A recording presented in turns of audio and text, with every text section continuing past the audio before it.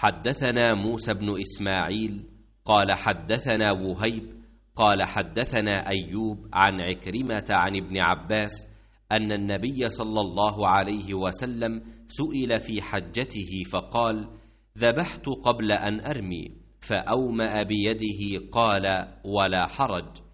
قال: حلقت قبل أن أذبح، فأومأ بيده ولا حرج. नबी सल्लल्लाहु अलैहि वसल्लम से आपके आखिरी हज में किसी ने पूछा कि मैंने रमी करने यानी कंकर फेंकने से पहले ज़िबाह कर लिया। आप सल्लल्लाहु अलैहि वसल्लम ने हाथ से इशारा किया और फरमाया, कुछ हर्ज नहीं।